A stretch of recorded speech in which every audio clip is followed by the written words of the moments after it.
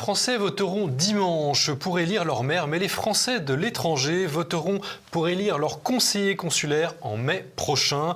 Pour en parler, je reçois Marc Guyon, candidat à ces élections consulaires à Hong Kong et Macao. Marc Guyon, bonjour.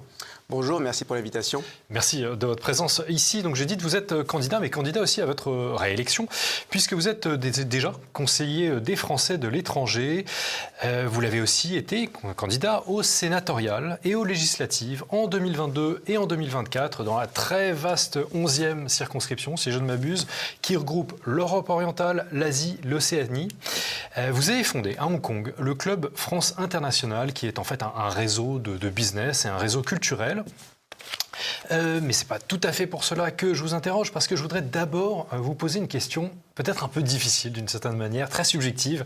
Marc Guyon, on dit souvent que les expatriés s'expatrient souvent par dégoût, disons-le, de la vie en France. Alors, Marc Guyon, pourquoi, pour vous, la politique, pourquoi l'engagement politique en France, alors que vous êtes parti ? Pour moi, la France a pas seulement des frontières qui sont les frontières métropolitaines, elle rayonne dans le monde. Elle a un très vaste réseau diplomatique et chaque consulat de France dans le monde a des conseillers consulaires ou conseillers des Français de l'étranger. Et en fait, ils représentent la population française. Donc en réalité, la France nous suit partout où on va. On a toujours la France dans le cœur, mais aussi dans toute l'administration. Et en fait, quand on est à l'étranger, on se sent à nouveau loin de la France. On peut partir pour certaines raisons, un certain dégoût, un certain constat de la situation en France lié à l'insécurité, lié aux impôts, liés à plein de choses, à l'enfer fiscal.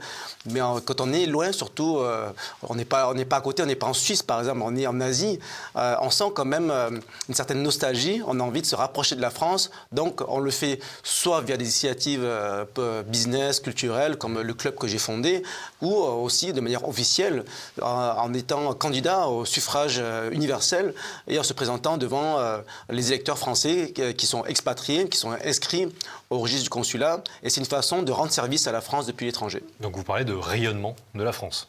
Tout à fait. Vous êtes des agents de la France à l'étranger ? Agents, si vous voulez, je dirais plutôt des ambassadeurs. Voilà, parce qu'il n'y a pas que les ambassadeurs qui représentent le gouvernement français dans le monde. Il y a tout simplement tous les compatriotes français qui résident à l'étranger, qui sont à leur niveau des ambassadeurs de la culture française, du savoir-faire français. Tous les Français étrangers qui travaillent dans les grandes entreprises françaises, dans le luxe, dans la finance, les grandes banques françaises. Ils représentent une part de France et bien entendu les petits entrepreneurs qui ouvrent des restaurants français, des bars français, qui rendent service à la France de le monde, qui font rayonner la francophonie, tous ceux qui donnent des cours de français, tous ceux qui travaillent dans les grandes écoles, les écoles françaises, les petites aussi, les maternelles, il y a tout un écosystème des Français de l'étranger qu'il faut mettre en avant. Vous avez parlé de l'enfer fiscal et d'autres, l'insécurité, c'est ce qui vous a poussé à partir ? Bien sûr, bien sûr. J'habite à Hong Kong. Vous êtes né à Marseille ? Voilà, je suis Marseillais, je suis né, j'ai grandi à Marseille. J'y été pendant plus de 26 ans avant de m'expatrier.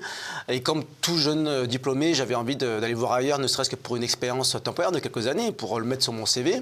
Et finalement, j'ai vu ce qui se passe ailleurs. Et quand on est à Hong Kong ou dans des grandes villes où, on va dire, pas tout se passe bien, mais quasiment, comparé à la France, il n'y a pas d'insécurité, il y a de la propreté, il y a très peu d'impôts. Et je me dis, mais pourquoi pas en France ? Et donc, quand on voit ce qui se passe ailleurs, on se dit, mais qu'est-ce qu'on peut faire pour rendre service à son pays, à sa patrie, prendre exemple de ce qui fonctionne ailleurs. Évidemment, on ne peut pas faire en France exactement ce qui se passe à Hong Kong ou à Singapour, mais on peut l'adapter, on peut s'en inspirer, on peut témoigner, on dit, écoutez, voilà comment ça fonctionne à Hong Kong, il n'y a pas d'AME, il n'y a pas d'aide sociale à tout va, on n'accueille pas n'importe quel migrant de partout d'Asie ou du monde entier, et en tout cas, le système fonctionne. Donc, on a envie de... Ce que vous dites, je me permets de vous interrompre, excusez-moi Marc Guyon, mais ce que vous dites génère quelquefois de l'incompréhension ou de la mésentente de la part de Français qui sont restés ici ? Bien sûr.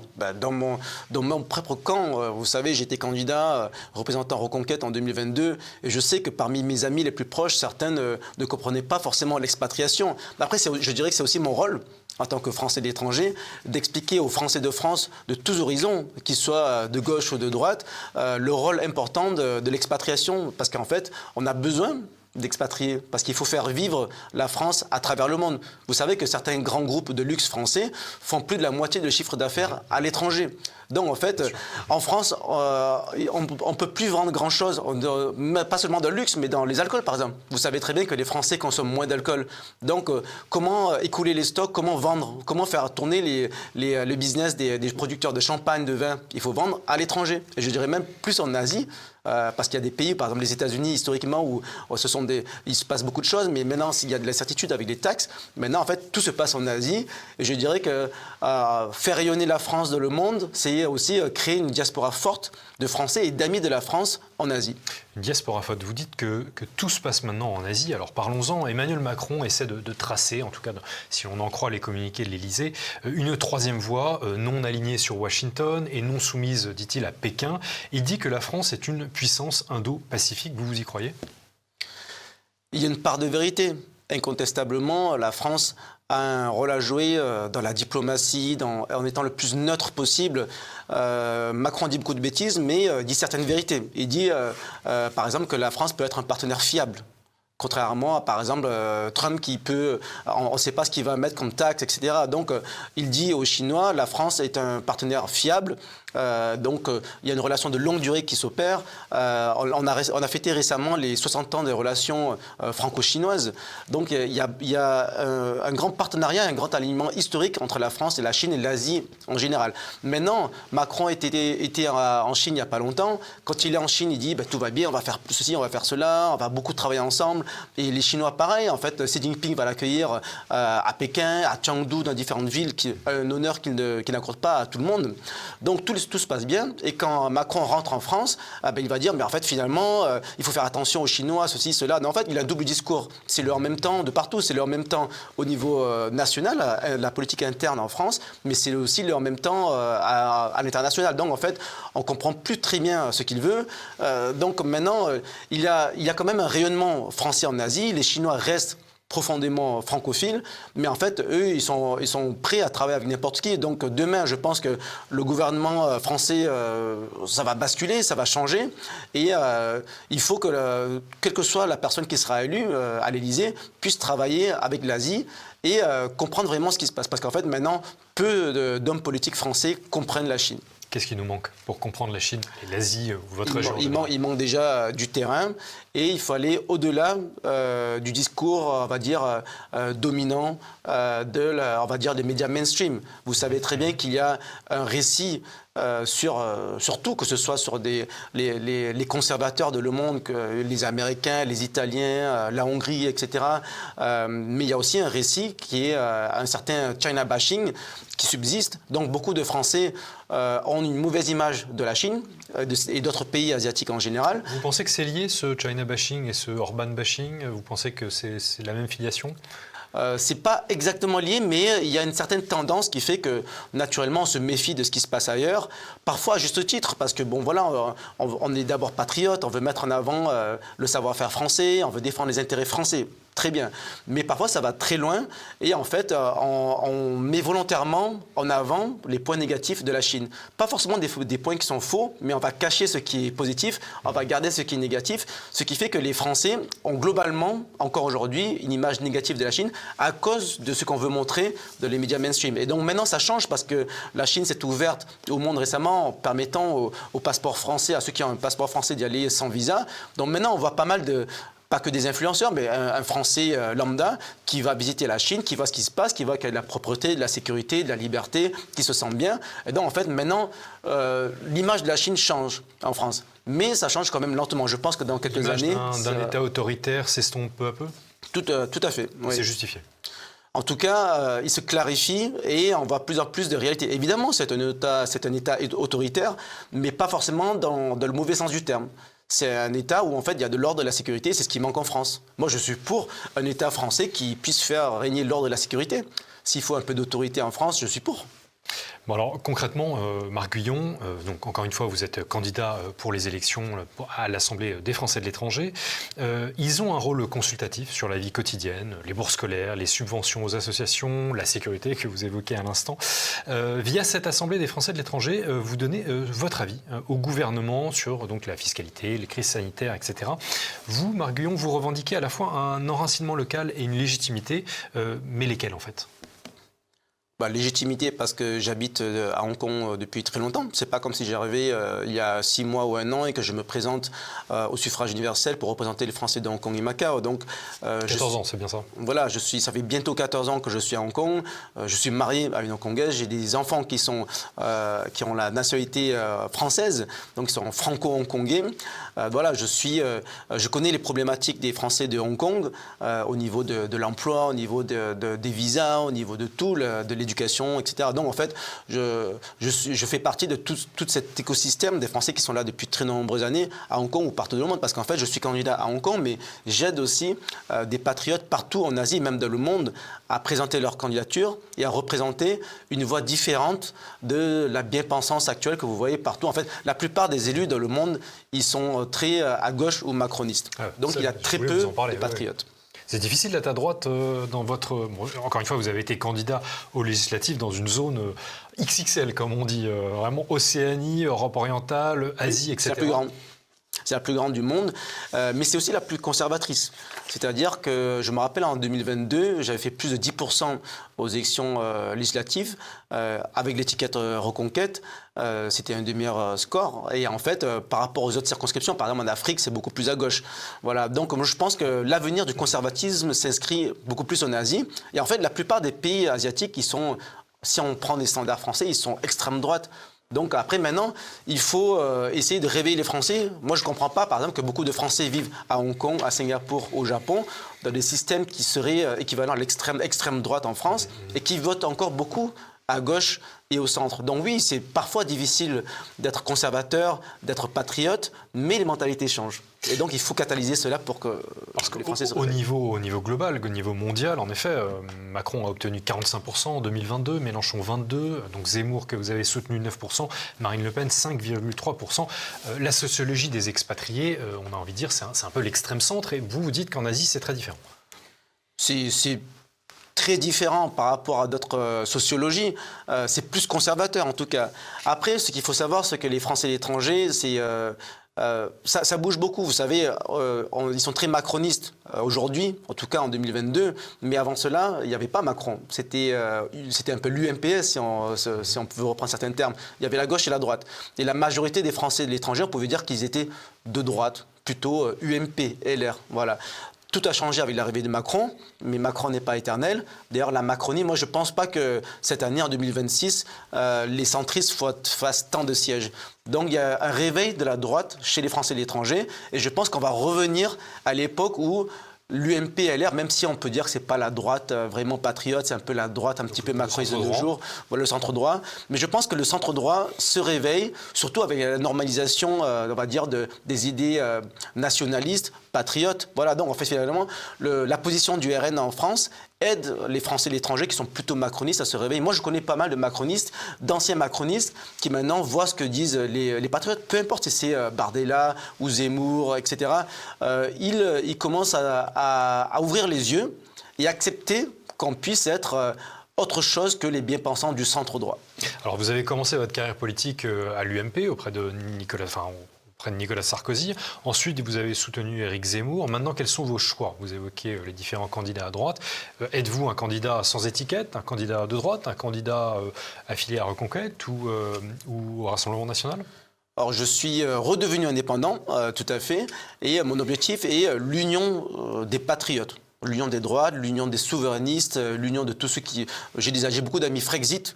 Donc, en fait, à l'étranger, si j'étais en France, je pense que je prendrais une étiquette parce qu'on en a besoin en France, surtout pour des élections comme les législatives, les municipales. À l'étranger, on est surtout sur tout ce qui est culturel, affaires, etc. Donc, on n'a pas besoin d'étiquette. Surtout pour des élections consulaires, des élections de terrain. Par contre, j'ai un positionnement clair qui est patriote, à droite, souverainiste. Et en fait, je suis pour qu'on dégage un petit peu les gaucho-macronistes qui sont en place. Donc je n'ai pas d'étiquette, mais dans ma liste, j'ai des sympathisants de Reconquête, du RN, mais c'est comme dans pas mal de petits villages en France. Donc là où il y a du bon sens, les patriotes travaillent ensemble. Vous évoquez le Frexit, ou en tout cas vos amis ou vos proches qui soutiennent le Frexit. Comment perçoit-on parmi les Français de l'étranger, ou même parmi les étrangers à Hong Kong, le Frexit, la question de l'Union européenne? Est-ce une nécessité ou ou faut-il au contraire faire partie d'un tout pour se rendre plus fort, selon ce regard expatrié? Alors, il y a beaucoup de regards différents. Le mien, personnellement, pour répondre encore à votre question précédente, je reste proche des idées de reconquête. Après, aujourd'hui, même si je suis en dehors du parti, j'observe ce qui se passe et ça reste le parti qui est le plus proche de mes convictions. Maintenant, je suis en dehors parce que je pense qu'il est important de rassembler un maximum. Maintenant, par rapport aux Frexiteurs, et j'ai beaucoup d'amis Frexit, je ne sais pas pourquoi j'ai beaucoup de sympathisants de l'UPR, d'Assoulinho dans ma région. C'est peut-être pour ça que c'est présenté aussi. Il était contre moi, en quelque sorte, si on peut dire ça, en 2024. Mais d'ailleurs, j'ai quand même fait un petit peu plus que Assoulinho en termes de résultats. Mais j'ai beaucoup de sympathisants de Assoulinho en Russie, en Chine, dans toute l'Asie. Et en fait, eux, ils considèrent que quand on regarde depuis l'Asie ce qui se passe en France, on ne maîtrise rien parce que toute réforme visant à contrôler l'immigration, elle est balayée par les institutions de l'Union européenne. Donc on ne peut rien faire tant qu'on ne sort pas de l'Union européenne. Donc moi, je dis peut-être, voilà, donc s'il faut en sortir, sortons-en. Mais en tout cas... Pour l'instant, Reconquête n'est pas partisane du Frexit, c'est bien. Non, si je non, suivi. Mais je pense qu'il y a des postures, on va dire, politiques. Parce que malheureusement, la plupart des Français, je pense, ne sont pas prêts à avoir une posture radicale sur le Frexit. C'est pour ça que le Reconquête et le RN sont encore prudents à ce sujet. Mais à l'intérieur de Reconquête et du RN, il y a des députés, il y a des sénateurs, il y a des cadres qui ne vont pas dire qu'ils sont pour le Frexit, mais ils sont pour. Donc le jour où la question se posera, je pense qu'on aura des soutiens partout. Après, l'erreur que je pense font beaucoup de mes amis Frexiteurs, c'est de s'abstenir, de ne pas voter Reconquête, RN ou autre, parce qu'ils disent que c'est du blabla parce qu'ils ne veulent pas le Frexit.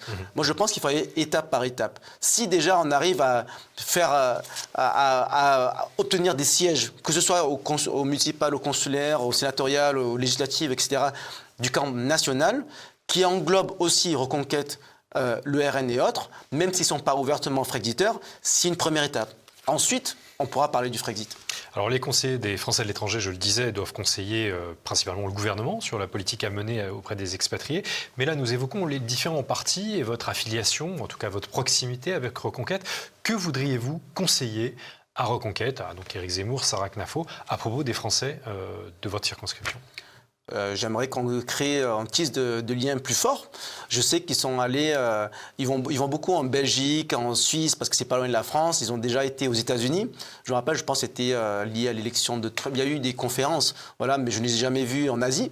J'aimerais bien voir des patriotes, que ce soit Reconquête ou RN ou autre, de venir jusqu'en Asie, parce qu'en fait, on a un réseau mondial de Français qui suivent la politique française et qui voient ce qui se passe en France et qui seraient très intéressés de développer des liens avec les grands partis nationaux. Voilà, donc ce qui manque maintenant, c'est une connaissance du terrain.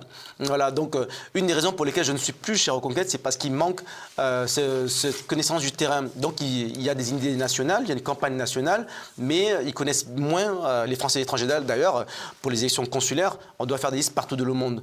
Donc je sais que même le RN, même Reconquête, ils n'arrivent pas à faire des listes de candidats purement étiquetés. Ils sont obligés de travailler avec tout le monde parce qu'ils n'ont pas encore les liens locaux. En fait, il faut venir plus souvent, il faut mettre en avant les militants qui sont partout dans le monde. Voilà. Aujourd'hui, il y a un sujet tabou encore. Je pense que l'expatriation, c'est un sujet tabou. Vous m'avez dit vous-même, certains voient les expatriés comme des... il y a un dégoût de la France, ils partent. Certains vont dire que c'est des traîtres, etc. Quasiment comme des traîtres. Voilà, donc il y a encore cette image qui persiste. Moi, je pense qu'il faut que ça change. Et donc, en fait, que les expatriés, en tout cas les Français de l'étranger, parce qu'il n'y a pas que des expatriés, dans les Français étrangers, il y a des binationaux, il y a des Français qui sont nés à l'étranger, qui ne sont pas forcément expatriés. Donc il y a une petite nuance entre expatriés et Français de l'étranger. Et en tout cas, il faut que les grands partis nationaux parlent davantage aux Français de l'étranger qui peuvent voter, même s'il y a beaucoup d'abstention, mais s'il y a un discours qui parle davantage des Français de l'étranger, en fait, on arrivera à mieux défendre la France. En ce moment, il y a un parti qui parle un peu plus des Français étrangers, c'est les LR. Historiquement, ils sont bien implantés, voilà.